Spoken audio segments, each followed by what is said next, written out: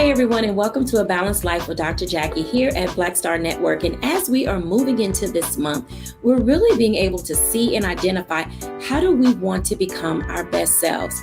At our last show, we talked a lot about what it means to really build and balance the broken pieces of our lives. How do we pick them up and put ourselves back together again?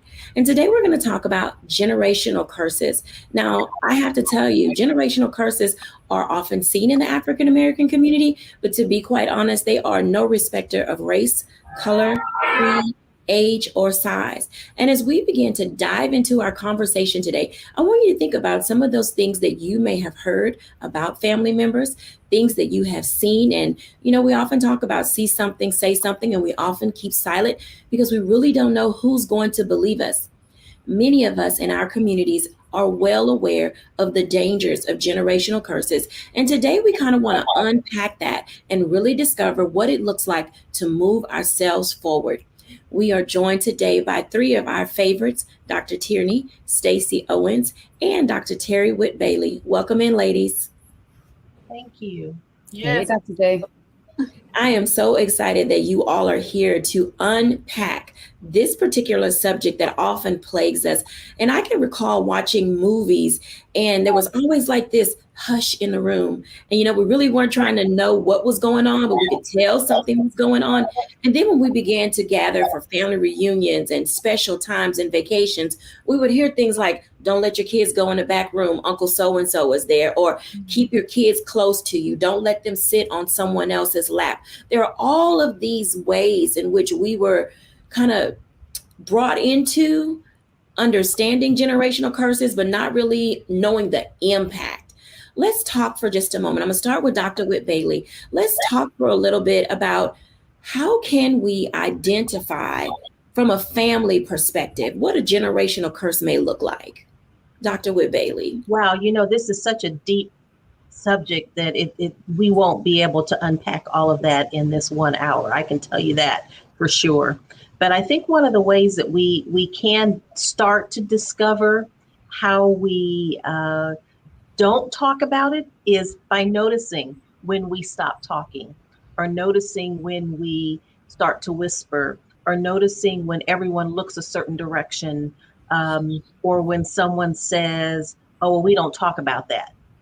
That's kind of the key. We don't talk about that. Well, why not? And so I think our generation says things like that, but the younger generations now start to ask that question, well, why not?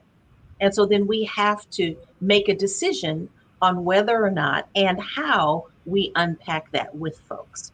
But yes, we are very good at not talking about things. I'm one of those people, very good at just not talking about it and making it hush hush or whispering about it, or not talking about it in the room when everyone is there, but talking about it inside conversations. So it is something that is still happening in times right now. Absolutely. And not all generational curses are predatorial when you think about it. I'll give a life example and then I'm going to ask Stacey to jump in, because I recall my grandfather saying, I'll be happy when you stop bringing these strays home.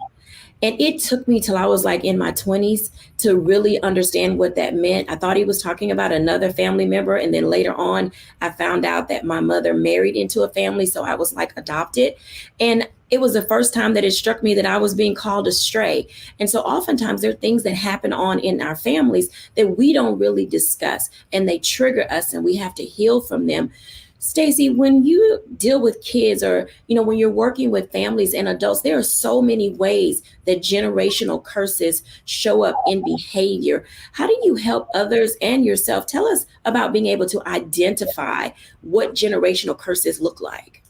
That identification piece is challenging because you have some things that are just plain sight, It doesn't always have to be a negative thing, but if your family is dealing with like drinking alcohol, you have alcoholics in your family, and it's just something, it's as simple as that. Could have been something that happened with your ancestors that was, a bad experience. They started drinking behind it. And then the next generation saw the impact of the drinking that it had on that generation. And then they started dealing with their problems by drinking.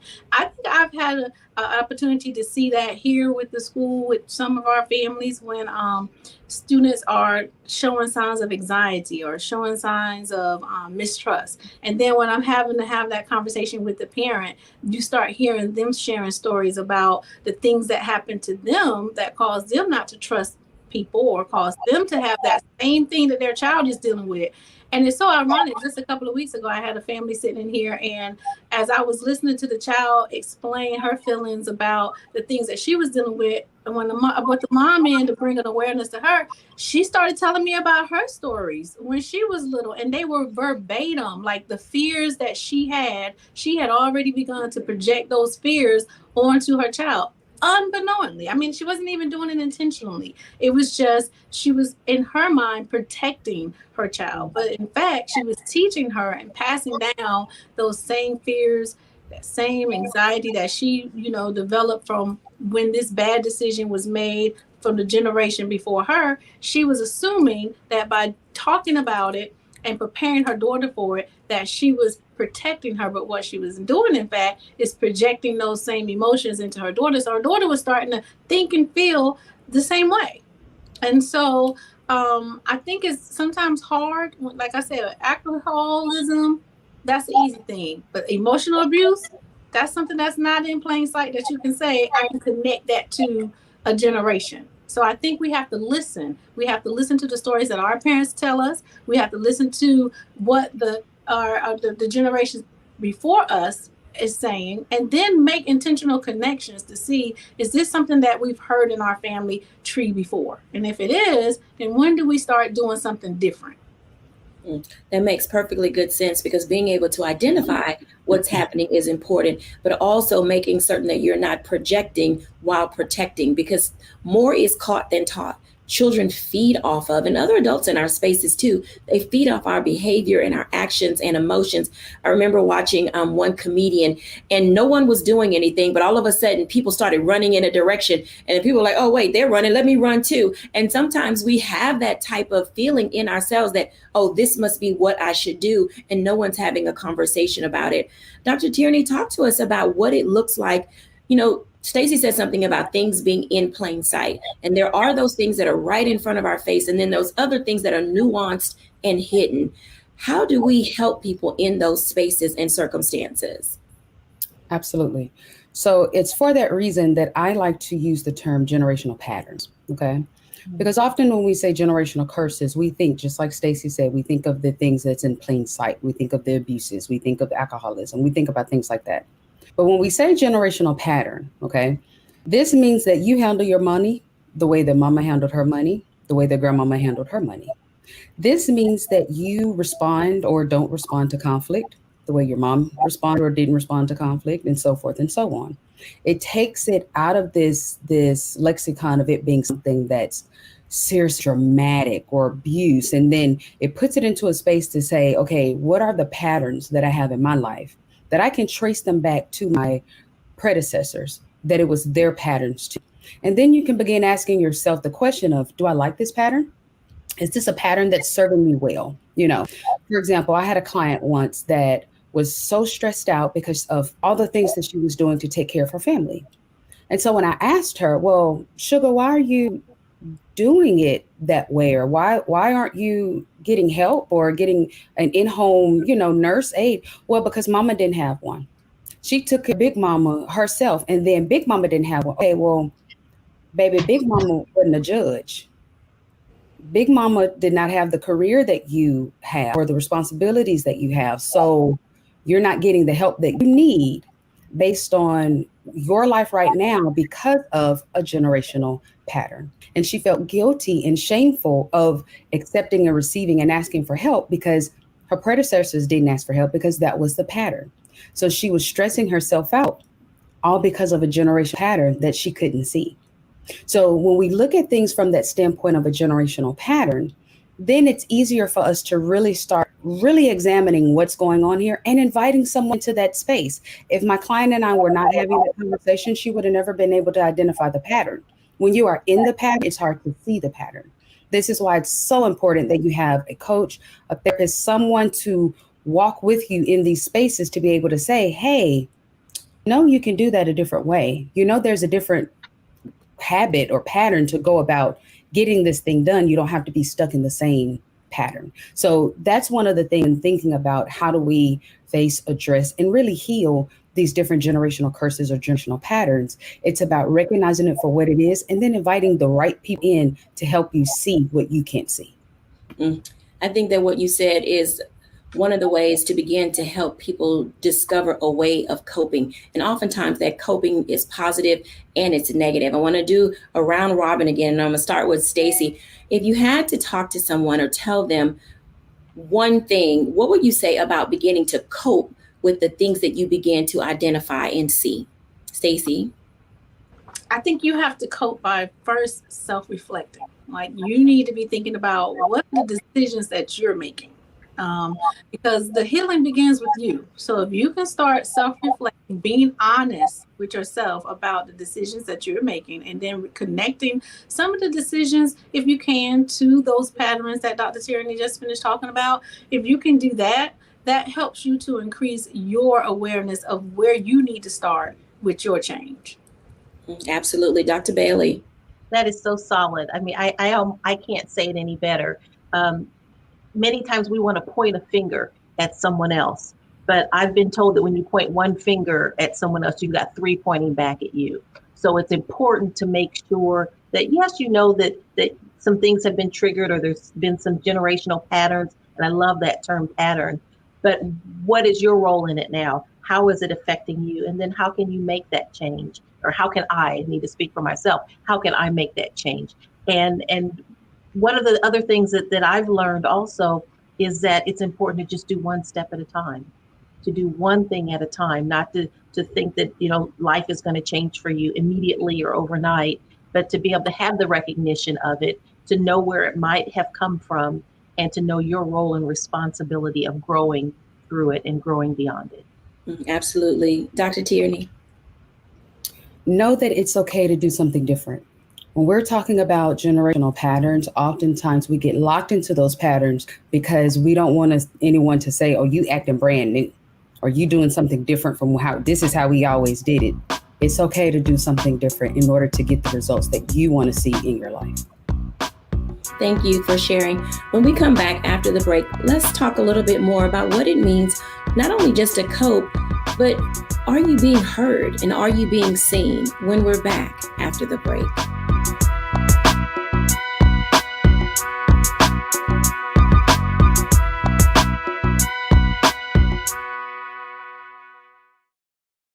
Folks, Black Star Network is here.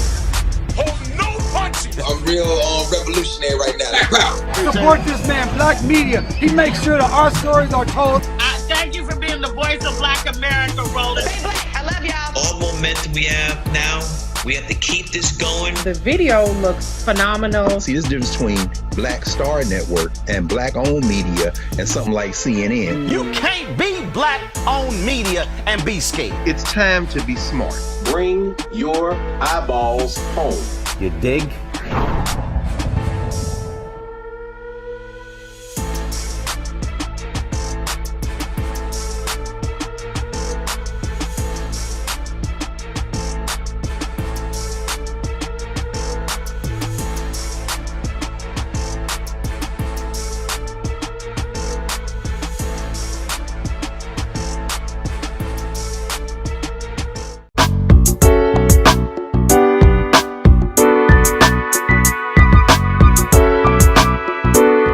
Welcome back, everyone. As you can tell, generational curses, generational patterns, these cycles of life that are all throughout our community from age to age to age, we get into that space of oftentimes doing something I can't say that is necessarily healthy, is when we begin to say, oh, I'm not taking my children to this event, or we're not going to go to this family function.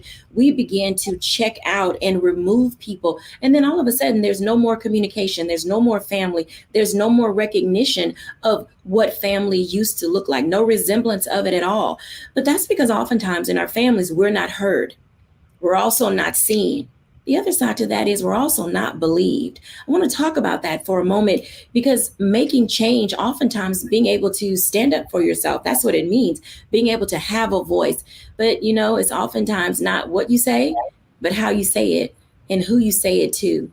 Stacey, let's talk about that for a moment because there are times when people have done their self-reflection and they've identified what it is they need to do, but they don't know who to say it to.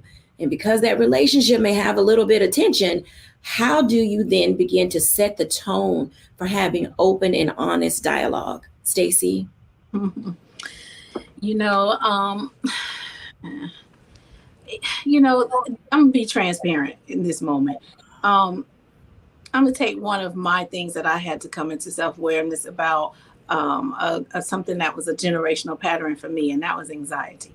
And I was like, why is it every time I'm embarking upon something new in my life, why does this anxiety take me over such to the point where it can, it's still such a fear where I'll actually become frozen and not do anything. And then I started paying attention to the conversations that my mother was having and all the things that happened with her and when she was younger and how she lost her mother at a very early age when she was about 9 months old.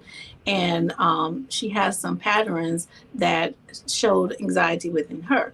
And once I started noticing how this was passed down, I started trying to have the conversation with her about changing, your thought patterns, changing the way that we communicate things. And I'll use, for lack of a better word, the analogy of it's hard to teach an old dog new tricks, right? So I found when I was trying to have these conversations that sometimes it could hit a sore spot, especially if it's something that hasn't been healed through her. And out of respect, I'm like, I don't want to bring pain. I don't want to re-dig up pain for her. She wasn't seeing it the way that I was seeing it. And I didn't want it to continue to cause us to bump heads. So I had to come to that space of saying, all right, I recognized it. I shared it. Now I'm only responsible for how I allow this process to impact me. And so now I had to say, I love my mother to death. I'm still very actively involved with her. I would never just disconnect from her. But it was certain pieces that I had to let go. I had to let go and then just say, well, now as we interact, recognize when my anxiety is being set off and what am I going to do different from that. And then I had to come to that realization that, what, Lord, I done passed this to my daughter because she's sitting over there having anxiety. Thankfully, she's in therapy now and it has helped her. But I had to go to her and now have a conversation with her as a 27-year-old to say, this is passed down from tree to tree, limb to limb. What can we do differently? So now we're making sure that we've created spaces for my granddaughter so that we're not putting her in a position where she's continuing to operate out of anxiety and fear. So I think you're only responsible for you and the change that you can do. You got to have the tough conversation. You got to bring the awareness, but I wouldn't let it tear you apart. Don't give up on the person. Always do it with love. Always do it with love. Man, loving the unlovable. That is so hard to do. Dr. Tierney, jump in this conversation and share with us about that, in that sense of how can we be seen and heard and relax our anger and bitterness in order to be able to have the right style of conversation. I think what Stacey said is perfect. It is absolutely perfect. It's exactly what I've had to do in my own life and what I coach my clients to do. You are only responsible for your own actions. Okay.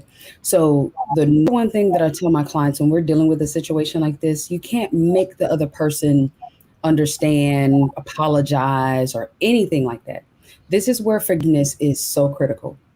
It's so critical because a lot of times where the anger and the frustration and all of that comes from and the bitterness, it comes because you are holding something against that person, regardless of what it is, regardless of what they did, regardless if it's just the fact that they didn't tell you what you thought or teach you what you thought they should have.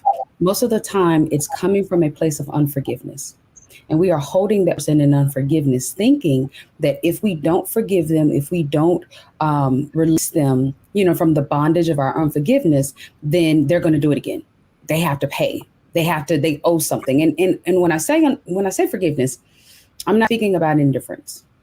I'm not speaking about, because we do that a lot. We'll say, I forget, I ain't worried about them. I ain't studying them. But will you, give them help and if they need it? If the answer is no, then you haven't forgiven. Okay. I'm talking about that true forgiveness where you say, you know what, mom, dad, sister, you did the best that you could.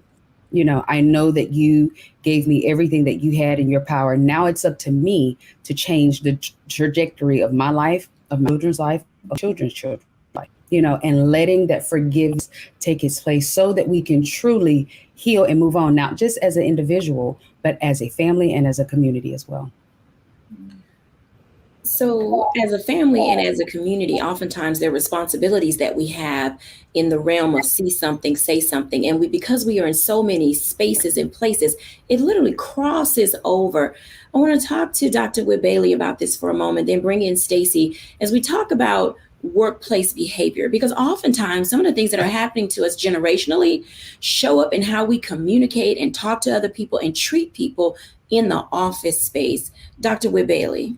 Wow, you just keep hitting it hard. You're hitting it hard today. I had an opportunity to see a production of The Bodyguard, the musical, over the weekend. And one of the songs that the lead person, who was Whitney Houston, sang was from a song called The Greatest. And there's a line in that song that says, learning to love yourself is the greatest love of all. And in the workplace, or in the home, in personal relationships, sometimes you can see when people don't love themselves, because when they don't love themselves, they tend to react or act out what they're not getting.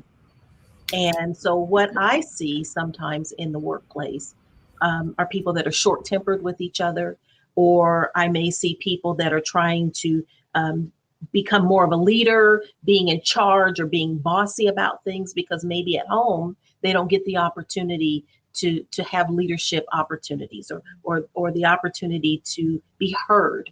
And so knowing how to help people to love themselves as a manager or vice president in my organization is important. So being able, in my case, being able to connect with my staff to help them to know that I love them. I really do. I love them. And so how do I help them to become better employees? By showing them that I care, by showing them that I'm listening to them, by giving them the space and the time that they need, but still holding them accountable for the work that needs to be done and how they interact with each other in getting that work done. But yes, it bleeds over into what's happening at work. But learning to love yourself, and I'm still learning that, I'm still learning that learning to love myself is the greatest love of all. So that when I do that, then I can emit that kind of love in the workplace. Absolutely. I can see the value in everything that you've stated. And for our audience who's watching, oftentimes we don't know how to approach people because people can be unapproachable because they have generational curses. They have these generational patterns. And sometimes it's not easy. Stacey, talk to us a moment about that. How are you helping? And I know you wrote this amazing book about creating these safe workspaces. How did this crossover happen, and what do employers do when they see it occurring? Create the space for the conversation. I just had this happen, like literally, just the other day, where one of my employees came in, and I'm an advocate for the T. That's knowing your triggers, your emotions, and how you normally react. And I constantly tell my staff, don't labor in your emotions. Like, don't come in here and pretend like you feel in some way and you're really not feeling that way. And so this particular employee walked into my office and she said, listen, there's somebody on staff that's triggering me. And she knew exactly the act that was, that this person was doing that was causing her trigger. And basically with the other person, they were very dominant. It was the dominant personality, very controlling, that leadership piece, somebody who want to be a leader and don't maybe know the effective way of how to be a leader. So they're just walking into the classroom, taking over. And they're like, and I just feel like my boundaries have been crossed. And so first, because she felt comfortable to come in and say, here's my trigger. Here's my emotional feeling that I'm getting from it. This is how I normally would react. And her normal reaction was I withdraw and I don't say anything and I just get angry with the person. And so I had to say, all right, so what can we do to self-regulate? How can we change that normal reaction? So you know that you withdraw and this person have you withdrawn, but you're angry. So does the person know how you feel? And it was like, no. So we had to talk through how can we set a boundary for that person? Because first, nobody can interact with you and deal with you if you don't tell them what they're interacting and dealing with. You know, this person is crossing into your classroom, causing this mayhem. You need to establish the fact that that's not how we're going to operate within our group norms. So we have to be willing to confront. We have to confront the situation. And, you know, I believe confronting does not have to be negative. Confronting is just letting the other person know and then setting that boundary and then expectation. We owe that to each other first, you know, because if the person is not aware of what they're doing to you, how can they change? So when they was like, well, you know, I tried that, or I thought I tried that, maybe I wasn't clear. Well, then let's talk about how you can clear it up. But you have to be the one to go do it. I can go do it, but then I'm creating the boundary for me. I need you to hold that person accountable for how you want them to interact with you. I'm gonna hold that thought till we come back after the break, because I'm listening to what you're saying and people's feelings oftentimes get dismissed. When we come back after the break, let's continue to talk about having these courageous conversations. We'll be back after the break.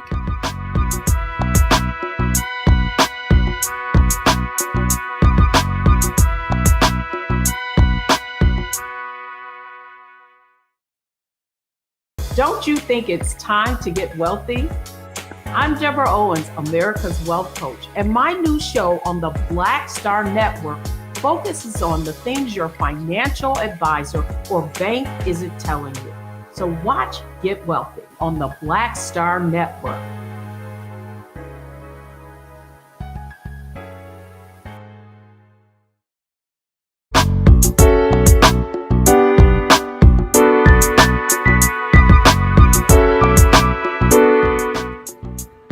Welcome back, everyone. As you can tell, there are certain spaces and times to have these levels and layers of conversation, things that impact us, things that we're just beginning to realize, ways in which we can move ourselves seamlessly forward without being disruptive to the spaces where we are, but also protecting our peace in the process.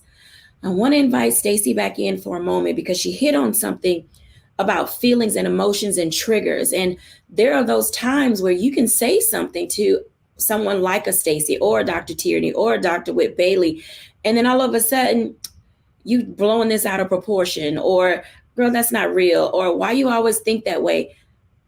Help us figure out how to deal with when we're being dismissed, when we're trying to have honest, courageous conversation. Stacey. See, that's the thing. I'm trying to get you out your emotion. You got to understand the emotion that you're feeling, and you got to understand the emotion that your desired emotion that you want to feel. But I don't want you to operate out of your emotions. Meaning, I want you to clearly know what is the expectation that you have from that person. So when I go and I tell you, this is how I feel and this is what I need, right? I want the focus to be on the need, so that you can't say you don't know what I am needing from you. So now if you dismiss my feelings, I'm not operating from my feelings. I don't care if you agree with how I feel about it or not, but did you do what I said I needed you to do in order for us to be able to operate together? So we got to get out of the emotional space. I want to honor the emotions because your emotion affects your physical, right? Your emotional state affects the way that you're going to be operating in the world. But you need to be aware of that, and you need to know how to regulate your emotions so that nobody can control your emotions. I'm going to always be in control of my emotions, whether you dismiss them or not. But I'm also going to clearly tell you what I need from you in terms of the boundary that I'm setting or the expectation that I'm having, so we can focus on that part. I don't need you to hug me. I just need you to respect the boundary that I'm about to put in place for you. That makes perfectly good sense. I want to invite Dr. Tierney in because we're in that space where there are going to be times, where you just cannot help saying something because stuff just flies out of people's mouth unknowingly, not realizing the damage that they're doing to the other person who's really trying to bare their soul and clear the air so that they can heal and move on. Talk to us about that, Dr. Tierney. So this is why it's important that you talk to the right person. You're talking to the right people, because there's no way I'm going to bring my luggage of stuff, because we all got luggage, things. And I open my luggage and I show you all of my undies and all of my intimates, and then you laugh at them. Or you say, oh, girl, that's nothing. You have to make sure that you are in the right spaces, the safe spaces that we were talking about earlier. Just because someone has a title of mom, sister, friend, just because you've known them for a really long time doesn't mean that that's the right person that you need to talk to. So the first is to really identify who is my person that I can talk to about this. Okay. I have friends some friends I can talk about certain things. Some other friends talk about other things. As a business owner, I have friends that I can talk business stuff with. I have other friends that we can't really talk about that because you're not necessarily in that space. So identifying who your person is for you to be able to talk to, that lessens the likelihood that they're going to shut you down or add another piece in your luggage that you're already carrying. The other thing that I always say here when we're talking about unpacking, different things, and I want to pick up Lacey was talking about identifying what you feel. I have a wheel of emotion that I would show my clients, because a lot of times, we're having the feels, but we don't quite know what we're feeling.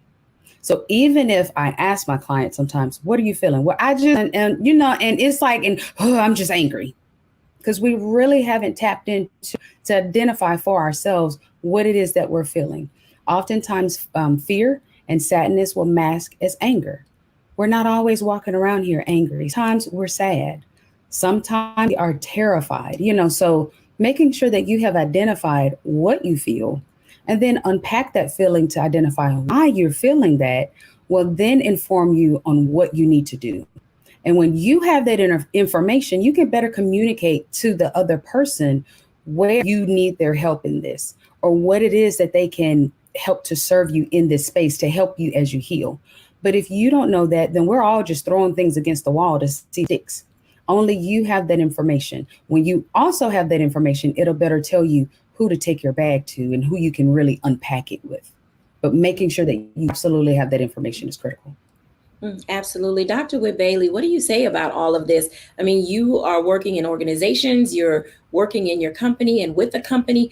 How do you engage people, or how do you prepare yourself to be the sounding board or the listener when people bring things to you? Because oftentimes we're not ready when people want to unpack their stuff to us. Well, I think that what Dr. Tierney says is correct. People have to know who it's safe to bring your baggage to.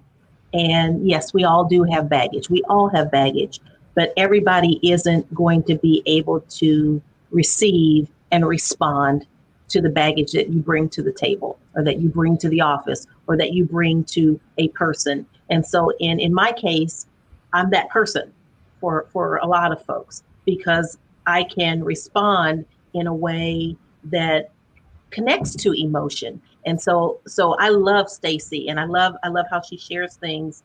But I am that person that likes to understand the emotion, and the person that wants to be able to share my emotion. I think that being able to have an understanding of what you're feeling, whether it's anger, whether it's sadness, whether it's just being tired, whether it's joy, knowing what those things are and why you have those feelings is important, because then you can connect those to the person that you're interacting with. If there's some type of response that's happened, being able to pull someone in and allow them to know that they're in a safe space to talk about it, a safe space to just continue to talk until they figure out what it is that's going on. Because again, as Dr. Tierney says, sometimes people say that they're tired, but they're really angry, or say that they're frustrated and they're really jealous. And so how do we just help people to continue to talk until they figure it out? And I do that sometimes driving in the car. Sometimes I talk out loud just to try to get things out in the open, and no one else is in the car with me. And so it helps me to just think through things out loud, because sometimes you just need to be able to do that. We have emotions and emotional baggage that is carried with us, and how we decide to unpack it and to whom we decide to unpack it is very important. Let's talk about that for a moment, Dr. Whit Bailey, because Oftentimes, when employers hear what a person is going through, there's a tendency to either label or judge. How do you help employers or bosses or middle managers stay out of the judgment and labeling zone, and then using that against a person when it comes time for evaluation? Because that's when people literally like, I'm not talking to y'all because it's going to be held against me. And so people often remain silent yet hurting. Yes, I think modeling it is going to be very important for leaders to be able to do. So people being able to model, in my faith, I want to make sure that I am as open and as inviting and as forgiving as I can be when people are sharing their information. They've come into my office, the door is closed, and they expect me to have a level of confidentiality and a level of trustworthiness when they are sharing what they're sharing. Otherwise, they wouldn't share it. And so being able to open that, again, unpack that bag little bits at a time. There's some people that are just going to share it all. They're just going to throw it all out there at you. But being able to have a sense of calmness, a sense of, I'm not going to say the word right, but receiving the information in a way that is not judgmental. Because I don't want anybody to judge me. I beat myself up enough. We beat ourselves up enough. Why would we want to beat someone else up about what they're trying to share to get the answers, or share to be able to be a better worker, or to be a better wife or a mother, or just a better person in general? Now, I don't have all the answers, but it's important for me to be a good listener.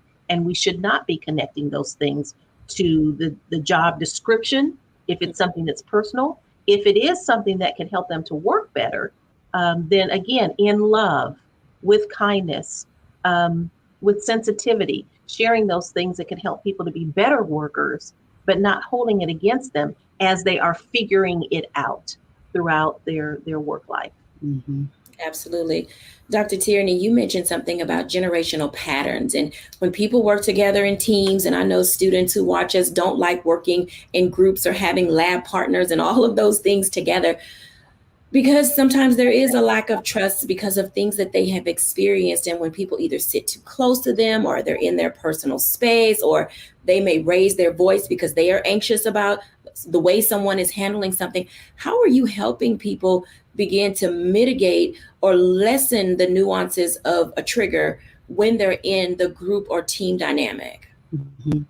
So in working with teams, the thing I always say is your team or your relationship or your group is only as strong as its weakest link. So each of you have to look at yourself to say, okay, what am I bringing to this team? It's easy to sit back and say, well, I don't want to work with them. I don't want to do that. And I can say that because I'm an only child. And so I was that partner that was like, I'll do all the work. Don't worry about it. I got it. Because I want to make sure my grade, is good. But I had to recognize, hey, that is a tendency that's come from the fact that you're an only child. So you really didn't learn how to play well with people all the time because your cousins went home at the end of the day. You're able to put your toys back exactly how you wanted them. So I had to look at myself. And that's what I encourage teams to do. Take a look at yourself. Take a look at what you're bringing to this team and be honest about it. Be honest about it. So what Dr. Terry was just saying about how employers should just really move with sympathy and compassion. Well, ask yourself, are you giving yourself that sympathy? Are you giving yourself that compassion? What is it how are you handling you? Because that's going to dictate how you handle other people.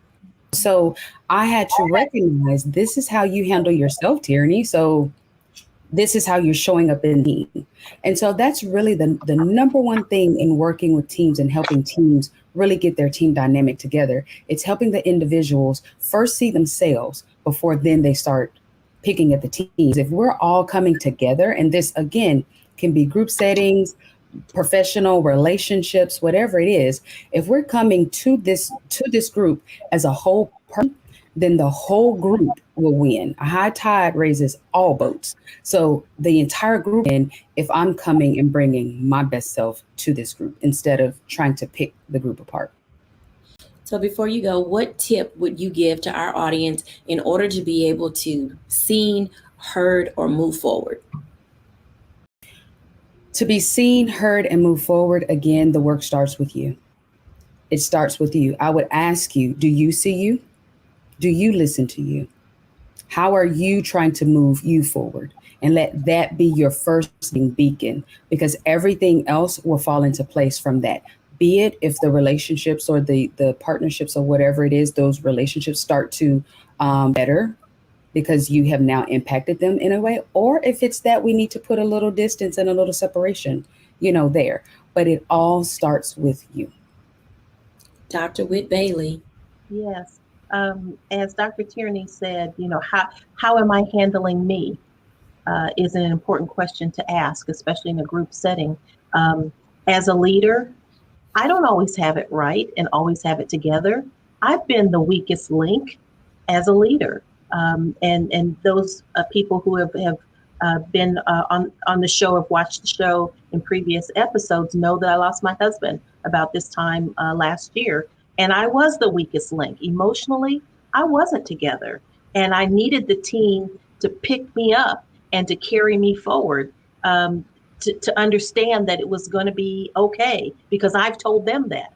And so again, having that trust as a team to know when it's time to pick up and to pull along and to push and to listen are things that are going to be very important to make that change or to get the job done. Absolutely. When we come back after the break, let's wrap this up with a little bow and see how can we not only claim our baggage, but release it as well when we're back after the break.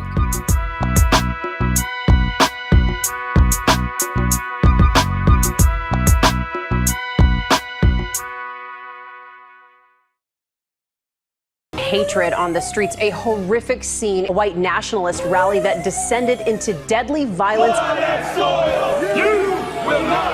White people are losing their damn minds.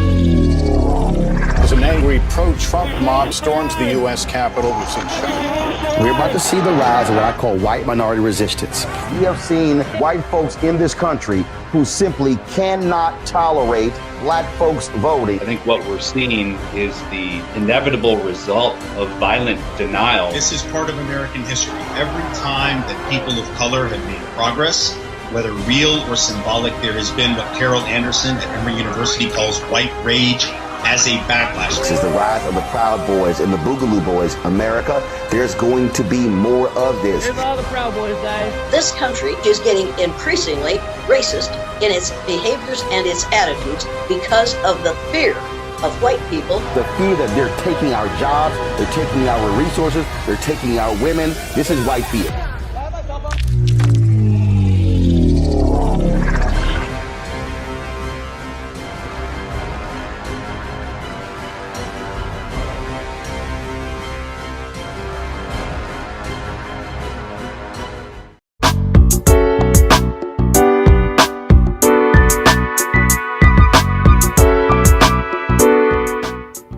Welcome back, everyone, to A Balanced Life. And as you can tell, generational curses are something that plague many families. Now, I will say that not everybody has something in their past or some skeleton hanging out in their closet. And thankfully, that's a good thing. But for those who do, there's a time where you have to really say, I'm going to be the one to release our family from this. I'm going to be the one to claim all our baggage and set my people free. I'm going to be the one. And perhaps you have heard that you're the person who you really believe can stop and make change in your family.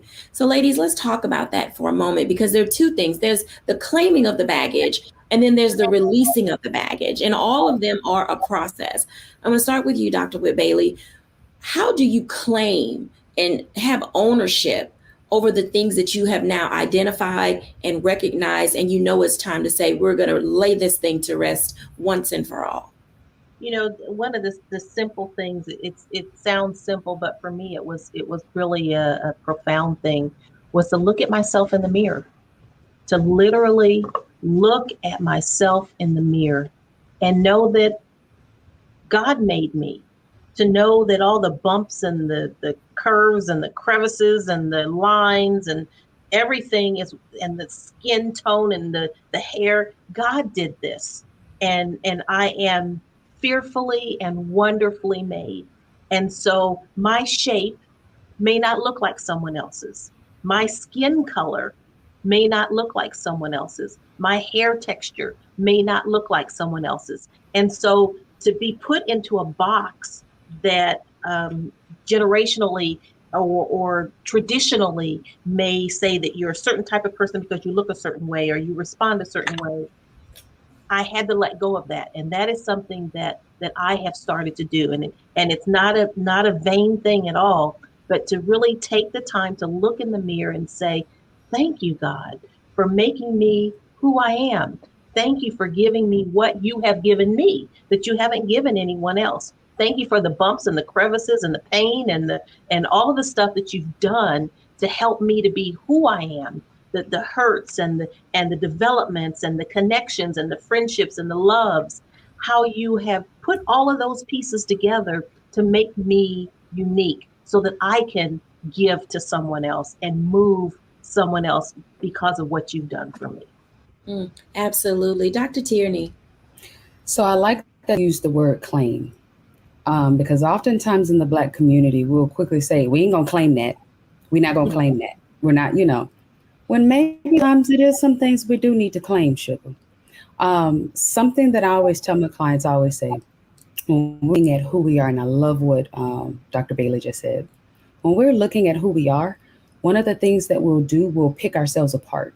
And we only want to claim those things that are quote unquote good. Okay. But when God created everything from the moon and the stars to the fish and the fowl, he said it was good. When he created it was good.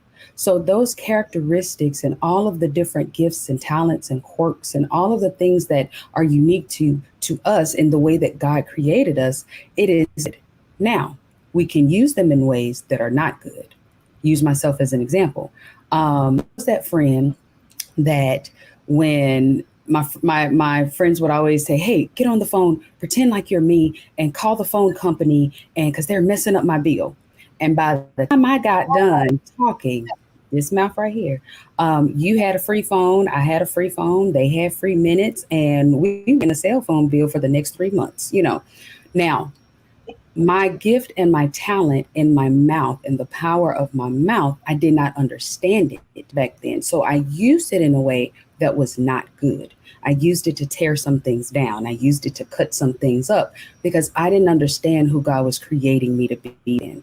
I didn't know that my mouth was the very thing that he wanted to use right now as I'm talking to you to help build up. So when we're thinking about the things that we're claiming, let's not be so quick to just say, I'm not claiming that. Let's really look at it and say, you know what? This is who I am. These are the gifts and the talent that God gave me. I may not have understood them fully, so I used them in the way that was not so good. And I have to own that too, because I am not the sum total of my mistakes. All mistakes are going to work together ultimately for my good. But if we're not claiming it and we're just trying to sweep it under the rug, we won't ever get to that point to understand all of the things that make us as wonderful as we are. So that's the main thing in claiming your bags. It's really, truly them and knowing that all of it works together. I like what both of you have stated because it gets us to that understanding that there's a process to all of this. Oftentimes we say relax, relate, release, relax, relate, release, exhale, woosah, do all of these things, but yet we don't put in motion the words that we're saying. Relax so that you can identify and understand what is going on. Relate to what it is that you need to face and begin to deal with it. Then release yourself from it once you figure out what's my part and what's someone else's part.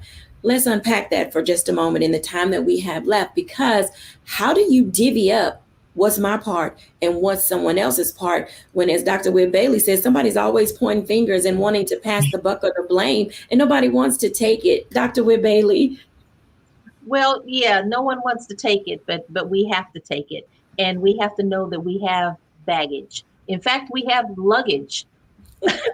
We have more than one bag. I was thinking about this and I said, sometimes we have a paper bag and sometimes we have a Birkin bag, but it's still a bag and it still has stuff in it. And we have to decide how much we're going to share and what we take out that will help to heal us, but what could help to heal others, whether it's one person that's a personal relationship, whether it's a team of people on the job, whether it's a family connected to some type of, as Dr. Tierney says, generational pattern. So what is it that we need to claim in terms of all of our luggage? And what is it that we need to share, that we need to bring out and expose individually and collectively? Dr. Tierney. So definitely we can't make anybody else claim their bag. Okay. Just like if you go to the airport and you can see somebody's bag going round and round a carousel. And until they decide that they want to pick it up and pick up their bag and unpack their bag, we cannot force them to unpack their bag. So let's make sure that we're not getting all the feels about somebody else's unwillingness to unpack their bag. Okay. That's what you can do actually. If you try to start, this your bag, pick up your bag, see what's in your bag. That's the number one way to really shut down any positive communication and healing from that point. You know, it really is about this is where I wish our resident theologian was here with us, Pastor JT, because this is also where that prayer piece comes in. You know, this is where you say, okay, well, Lord, I'm going to do my part. And part of my part is praying for them, you know, get out, not trying to force them, not trying to shame them into claiming their bag or anything like that. But let me just pray for them. You know, because ultimately, this is oftentimes work here that has to work on the inside for someone to be able to see themselves, to see the situation, and to truly have that change in heart posture, even for ourselves. I can't change me. No good is my husband, you know, but the Holy Spirit can. So this is where we have to then say part of our work and part of making sure that understanding what it is that we need to relax, relate, and release is prayer piece to pray for ourselves and for others.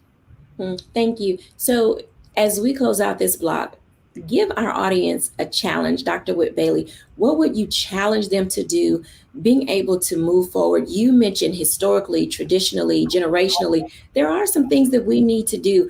What would you challenge them to do to begin to seek out the best of what's next so that we don't move forward things that we know we need to leave behind? The first thing I would say, take a deep breath. Just take a deep breath and know that you may not be able to change everything. You may not be able to change anything, but you can come to whatever the situation is with yourself, with your genuine self, with what you know and what you have. But take a deep breath and know that you can stand up tall and try to make an adjustment in you. Sometimes you have to separate from others, and that may be important to do that. And by doing that, people will recognize that you're trying to do something different. You're trying to break the pattern for yourself, for your family members, for your workplace. But take a deep breath. And it sounds trivial, but sometimes by taking that deep breath, it'll give you additional clarity that you need. It'll allow you to connect with the Holy Spirit, and then it will allow you to figure out what it is that you can do for that next step moving forward. Absolutely. Dr. Tierney, your challenge to our audience. I want to challenge you to claim your bag. Truly claim your bag. Take a look at what's in your bag, to know what's in your bag for yourself, not necessarily to reveal it to anyone else. Really claim your bag and then make a decision on how you want to move forward. I challenge you to do that. Absolutely. Thank you for sharing these tips and this wisdom. I'll give my reflection when we're back after the break.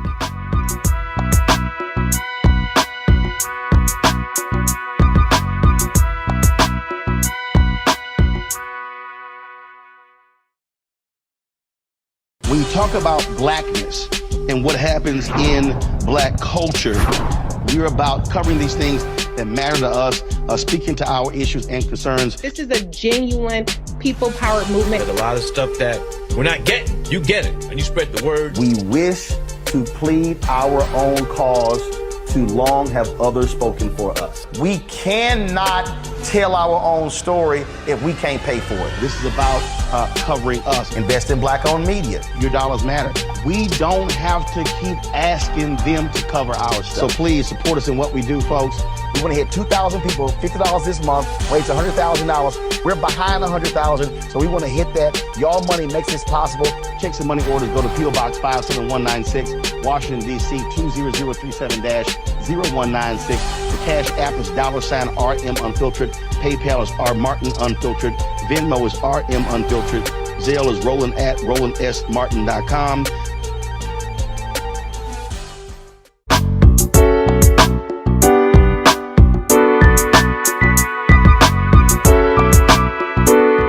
Welcome back, everyone, to A Balanced Life. And as you can tell, there is so much to unpack, so much to learn, so much to do. But this is your season. I believe that we are all in a season of transition to be able to open our eyes and to see what's right in front of us. No longer are we silent when we see the proverbial elephant in the room. We're in this space and in this time in our lives where we can speak our truth. We can share it with individuals who will understand and identify and move us toward the resources that we need in order to get the help that is required. I hope that we have said something today will allow you to not only claim your bag, but unpack that bag and release yourself from its contents, that you too can live a balanced life. Thanks for watching. Bye now.